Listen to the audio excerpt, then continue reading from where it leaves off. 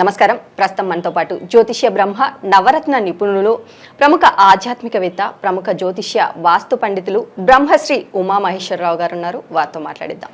నమస్కారం గురువుగారు. ఆయుష్మాన్ భవ. గురుగారు, మీనరాశి వారికి జూలై నెలలో ఎలా ఉండబోతుందో తెలియచేయండి. బహుళ ఏకాదశి సోమవారం, భరణి నక్షత్రం, అలాగే సుకర్మయోగం, భవకరణం. ఈ యొక్క 5 విధానాల్లోని ఈ యొక్క మీనరాశి వారు కొద్దిగా ఊపిరి తీర్చుకున్నారు. ఏలినాటి శని ప్రభావంగా ఉన్నందువల్ల మొన్నటి వరకు కూడా ఎడలేని కష్టాలు అనుభవిస్తూ పైకి చెప్పుకోలేక, ఏడవలేక, నవ్వుతూ ఆనందంగా కనిపించారు. కానీ ఈ యొక్క విధానంలో చూస్తే గురుగ్రహ మార్పు వల్ల కొద్దిగా ఉపయోగకరమైన పరిస్థితులు పొందారు. అంటే జన్మలో రాహు ఉన్నాడు, సప్తమంలో కేతువు ఉన్నాడు. రాహుకేతువుల దృష్టి అక్కడే పడిపోయింది. ఇక్కడ మీనరాశి వారికి వ్యయస్థానం యందు శని ఉన్నాడు. వ్యయస్థానం యందు శని ఉన్నాడు అంటే ఏలినాటి శని ప్రభావం కొద్దిగా ఎదగలితే కానీ ఇంకా వీళ్ళకి సుదాయకమైన ఫలితాలు రావు. కానీ ఇప్పుడు ఊపిరి పీల్చుకునే విధంగా వచ్చారు. ఎలాగా? మొన్నటి వరకు కూడా 10 రూపాయలు కూడా రాని పరిస్థితుల్లో ఉంటే ఇప్పుడు కనీసం ఒక 5 రూపాయలని వస్తున్నాయి. కదిలింది కదా, కొద్దిగా కదిలింది, ఎదరికెళ్ళింది, కొద్దిగా ఎదరికొచ్చాడు. అయితే కుటుంబంలో కలహములు ఎక్కువ అవుతాయి. ఎందుకు కలహాలు అవుతాయి? కుటుంబంలో కలహాలు రావడం ఏంటంటే, ఇప్పుడు 10 రూపాయలు సంపాదించేదనుకో ఎవరైనాను ఒక 9 రూపాయల దాకా ఖర్చు పెడతారు, రూపాయి పక్కన పెట్టుకుంటారు. ఇక్కడ సంపాదన లేనప్పుడు కోపతాపాలు పెరుగుతాయి. కోపతాపాలు పెరిగితే ఇంటిలో ఉన్న వాళ్ళు కొంచెం వాళ్ళకి కోపతాపాలు వచ్చి అక్కడ ఏ సింహరాశి వాళ్ళు ఉన్నారండి, కర్మకాలు మిథున రాశి వాళ్ళు ఉన్నారండి. మీనరాశికి మిథున రాశి ఏమైంది? వానక్షేత్రం అయింది. వానక్షేత్రం మిథున రాశి అయింది, భార్య అయింది. భార్య అయితే ఏమైంది? కలహాలు ఎక్కువైపోతాయి. భార్యాభర్తల మధ్య కలహం పెరిగిపోతుంటుంది. అటువంటి విధానంగా అంటే ఈ రాశికి ఆపోజిషన్ రాశి ఏదైనా ఉంటే ఈ మీనరాశి వారికి ఇబ్బందికరమైన స్థితిని పొందుతున్నారు. అయినా ప్రతి విషయంలోని తగ్గి అణుకువగా ఉండి విజ్ఞతగా మాట్లాడుతూ కొన్ని పనులు నెరవేర్చుకుంటున్నారు. దీని వలన ఏమవుతుందంటే ఈ ఎదటి వాళ్ళ దగ్గర నుంచి కొద్దో గొప్ప ఆదాయాన్ని పొందుతున్నారు, ఉపయోగకరమైన పరిస్థితులు పొందుతున్నారు. అలాగే సహోద్యోగులు అంటే ఒక సాఫ్ట్వేర్ అన్నాడు, అందులో ఉద్యోగ రంగం వారు చాలామంది ఉంటారు. అందరూ కూడా ఫ్రెండ్స్, లేడీస్ కూడా ఉంటారు. ఆమె వాళ్ళ సలహాల వల్ల ఉపయోగకరమైన పనులు కొన్ని నెరవేర్చగలుగుతున్నారు మీనరాశి వారు. అయితే ఇదే మాటని కొంతమంది ఏమని చెప్తున్నారంటే, ఒక ఆడది వస్తుంది నీ జీవితంలోకి, చాలా ఉపయోగకరమైనది పొందుతారు అని అంటారు. కానీ ఆడది వచ్చి ఉపయోగకరమైన పొందాలు అనేది ఏమి ఉండవు. అవి ముఖస్థుతి మాటలు. ఒక ఆడది వచ్చి నీకు 100 కోట్లు ఇచ్చేద్దంటే ఆ డబ్బు ఎక్కువైపోయిందా ఇచ్చేయడానికి? ఎందుకు ఇస్తారు? ఎవరిని ఎంతవరకు ఉండాలో అంతవరకు ఉండాలి. మన స్థాయి ఎంతవరకు ఉంది అంతవరకే. మన స్థాయిని మించి ఖర్చు పెడితే దూబరవుతుంది. అటువంటి పరిస్థితులు ఉన్నాయి. అయితే మిత్రుల వలన, సహోద్యోగుల వలన ఉపయోగపరమైన సలహాలను, సంప్రదింపులను తెలుసుకుని వాటి ద్వారా వీళ్ళు కష్టపడి చేసుకుంటూ ఉంటే దాని ద్వారా కొంత అభివృద్ధిలోకి రావడం అనేది జరుగుతూ ఉంది. అయితే గత మాసంలో చాలా ఇబ్బందికరమైన పరిస్థితి ఉన్నా కూడా ఈ మాసంలో అంత ఇబ్బందికరమైన పరిస్థితి లేదు. అంటే ఒక విషయం చెప్పచ్చు, అప్పు కూడా దొరకని పరిస్థితి, కానీ అప్పు దొరుకుతుంది. అప్పు కూడా దొరకని వారికి అప్పు దొరుకుతుంది. మరి గొప్పదనమే కదా. అప్పు ఎలా తీసుకున్నారండి? ఒక క్రెడిట్ కార్డు వచ్చిందండి, క్రెడిట్ కార్డు తీసుకున్నాం, ₹1,00,000 వచ్చింది కార్డులోంచి. ₹1,00,000 అన్నా దానికి టైం ఎంత ఉంది? నెల రోజుల టైం ఉంది. నెల రోజులు దాటితే ఇంట్రెస్ట్ పడిపోద్ది. నెల రోజుల లోపల కడితే ఇంట్రెస్ట్ లేదు. ఈ ₹1,00,000 మనకి వడ్డీ లేని అప్పు వచ్చింది. ఈ అప్పుతోటి ఈ నెల రోజుల్లో చాలా తిప్పచ్చు. తెలివైన విధానం ఆలోచిస్తే ఎంతైనా తెప్పచ్చు. అయితే ఇప్పుడు మీనరాశి వారికి అంత తెలివితేటలు రావు గమ్ముని, కాబట్టి అప్పు వచ్చింది. దానివల్ల ఒక నెక్స్ట్ మంత్కి కొన్ని ఇబ్బందులు ఇంకా మెరుగుపడతారు, కాబట్టి ఆ అప్పు కూడా తీర్చుకునే అవకాశం ఉంటుంది. అటువంటి విధంగా జరుగుతున్నది. అలాగే మీనరాశి వారు ఎదుట వ్యక్తుల దగ్గరికి వెళ్ళి మీరు ఎంత వినయ విధేయతగా మాట్లాడినా ఎదుట వ్యక్తులు మిమ్మల్ని కొద్దిగా చులకన భావంగా చూస్తుంటారు. కానీ అది తట్టుకోలేరు. వీళ్ళు చులకన భావంగా చూసి తట్టుకోలేరు. గౌరవభావంగా చూడాలి, గౌరవాన్నే పొందాలి, గౌరవం మర్యాదల్ని దగ్గర తెచ్చుకోవాలి అనే భావం ఉంటుంది. దాని గురించి కొంత ధనాన్ని కొంత సమయాన్ని వృధా చేసుకుంటారు. ఎందుకంటే ఎదుటివాడు మనల్ని గౌరవించాలంటే మనం కూడా గౌరవించాలి. మనం గౌరవించకుండా ఎలా కుదురుతుంది? అటువంటి విధానంగానే ఉన్నది. అయినా కానీ ఈ మాసంలో ఈ యొక్క మీనరాశి వారికి శ్రీ క్రోధినామ సంవత్సర గ్రీష్మ ఋతువు, ఉత్తరాయణము, కర్ణాన్ని చూస్తే భవకర్ణం వచ్చిన సుకర్మ యోగం ఉంది, కాబట్టి శుభయోగమైన ఫలితములు ఈ మాసం వారు మీనరాశి వారు పొందుతున్నారు. అయితే ఈ మీనరాశి వారికి విద్యార్థులు కానీ ఉద్యోగస్తులు కానీ ఉద్యోగంలో ఇతర దేశాలకి వెళ్ళడం కానీ ఇతర వారితోటి మాటలు కలుపుకోవడం కానీ చెయ్యాలి అనుకుంటే శుభదాయకమైన ఫలితాలు పొందుతారు. గత నెలలో లేని రాని ఫలితములు ఈ నెలలో వీరికి అందుతున్నాయి. కాబట్టి విదేశ రంగం వారికి వ్యాపారాల్లో చేయాలన్నా ఉద్యోగం చేయాలన్నా కొద్దిగా గట్టిగా కృషి చేయండి. తప్పనిసరిగా మీరు దాన్ని సాధించగలుగుతారు. ఈ మంత్ ఎండింగ్ వచ్చేసరికి శుభదాయకమైన ఫలితాలన్నీ కూడా వీళ్ళకి సొంతమవుతాయి, చేతికి దొరికినట్టుగా దొరుకుతాయి, చేతిలో పొట్టుగా ఉంటుంది. అటువంటి ఫలితములు కుంభరాశి వారి మీనరాశి వారికి ఉంది. అలాగే ఈ మీనరాశి వారు చేయవలసిన పరిహారములు ఏం చేస్తే ఉపయోగకరమైన పరిస్థితులు పొందుతారు? మీనరాశి వారు పొందాలి చేయాలంటే గతంలో చెప్పిందే మళ్ళీ చెబుతున్నాను నేను. నవగ్రహములు ఉన్న ఆలయం దగ్గరికి వెళ్ళండి, శివాలయం. ఒక నల్లని వస్త్రం, ఒక నల్లని బెల్లం, లేకపోతే ఒక చిమ్మిలి వండ, నల్లని బెల్లం కానీ లేకపోతే చిమ్మిలి వండ కానీ, చిమ్మిలి వండ కూడా పట్టుకెళ్ళచ్చు. ఒక రావి ఆకు, ఒక 150 గ్రాములు గానుగా నూనె.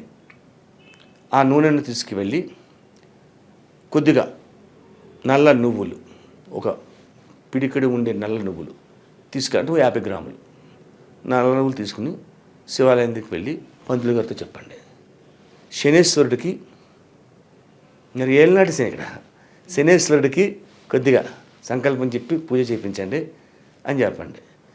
అప్పుడు మీ గోత్రనామాలతోటి సంకల్పాన్ని చెప్పి ఆ శని భగవానుడికి చేస్తారు.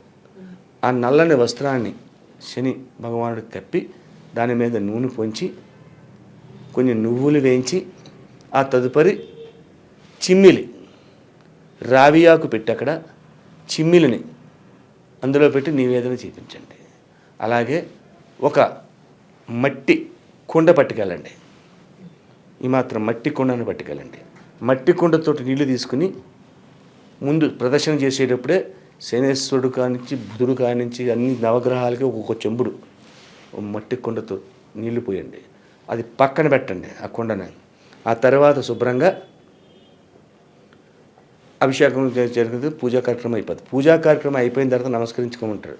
అప్పుడు మీరు ఏం చేయాలంటే ఈ కుండను తీసుకెళ్ళి గుడి బయట ఆవరణలో ఎక్కడో చోట అక్కడ పెట్టండి, ఇంటికి తెచ్చుకోకూడదు. అక్కడ పెట్టేసి శుభ్రంగా కాళ్ళు చేతులు ముఖము కడుక్కోండి, లేదా స్నానం చేసే అవకాశం ఉంటే స్నానం చేయండి. స్నానం చేసిన తర్వాత ఈశ్వరాలయంలోకి లోపలికి వెళ్ళండి. ఈశ్వరాలయంలోకి వెళ్ళి ఈశ్వరుడికి అభిషేకాన్ని చేపించండి.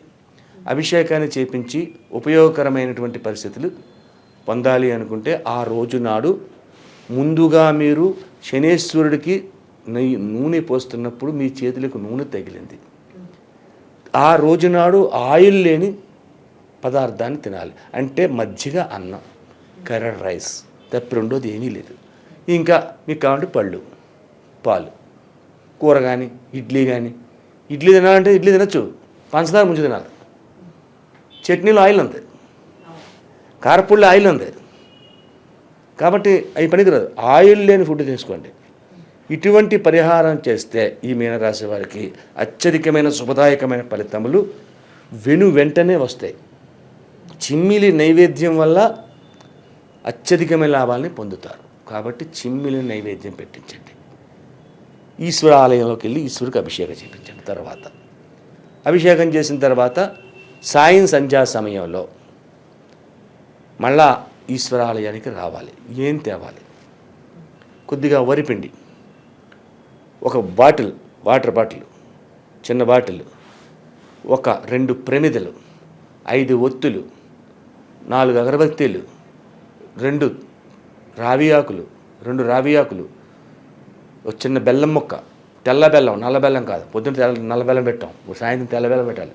చిన్న బెల్లం ముక్క పట్టుకొని శివాలయానికి వచ్చి శివుడికి నమస్కరించి ఒక కొబ్బరికాయ కొట్టాలంటే కొట్టి ఆ తర్వాత చెట్టు దగ్గరికి వచ్చి కొంచెం చెట్టు దగ్గర శుభ్రం చేసి ఈ పిండితోటి అష్టదళ పద్మం వేసి, అష్టదళ పద్మంలో ఒక రావి ఆకు పెట్టి, ఆ రావి ఆకులో ఒక ప్రమిద పెట్టి, ఆ ప్రమిదలో కొన్ని పాలు పోసి, ఆ పాలు పోసిన ప్రమిద మీద ఇంకో ప్రమిద పెట్టి, అందులో కొంచెం ఆవు నెయ్యి పోసి, నూనె పోయకూడదు, నూనె ముట్టుకోకూడదని చెప్పాను. అందుకని ఆవు నెయ్యి పోసి, ఆవు నెయ్యి అని 5 ఒత్తులు వేసి అగ్గిపుల్లతో అగరవత్తుని వెలిగించి, ఆ అగరవత్తుతో 5 ఒత్తులు వెలిగించాలి.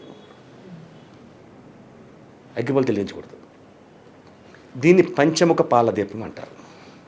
ఈ పంచముఖ పాలదీపాన్ని పెట్టి మీకున్న సమస్యను ఏదైతే ఉందో ఆ దీపానికి చెప్పండి. పైకే, మనసులో కాదు. దీపానికి చెప్పి నమస్కరించి పైకి లేచి 5 సార్లు దీపం చుట్టూ ప్రదక్షిణ చేయండి. నమస్కరించుకోండి. నమస్కరించిన తర్వాత బెల్లం నైవేద్యం పెట్టినా అన్నీ అక్కడే వదిలేండి. నైవేద్యం తీయొద్దు. మళ్ళీ శివాలయంలోకి వెళ్ళిపోండి. శివాలయంలో కూర్చోండి. శివుని ఎదుర్కొంటూ కూర్చుని కాసేపు పంచాక్షరం కాకుండా తారక మంత్రాన్ని జపించండి. శ్రీరామ జయ రామ జయ జయ రామ అనే తారక మంత్రాన్ని జపించి ఓ పావు గంట 10 నిమిషాలు ఇష్టం. ఆ తర్వాత మీ చేతుల్లో కొబ్బరికాయ కొట్టారు, ప్రసాదం ఇచ్చారు, మీరు తినగలిగితే తినండి, లేదా అక్కడ ఎవరికైనా ఇచ్చేయండి. అక్కడ ఎవరు లేరండి, ఆ పక్కన పెట్టండి, తేకండి. మీ చేతుల్లో ఏమీ ఉండకూడదు. అగ్గిపెట్టి పట్టుకెళ్ళాం కదా, అగ్గిపుల్లలు మిగిలే, అగ్గిపుల్లలు కూడా తేకూడదు. చేతులు దులుపుకుని రిక్తహస్తములతో వెనకకి రావాలి. చెప్పులు లేకుండా వెళ్ళాలి, చెప్పులు లేకుండా రావాలి.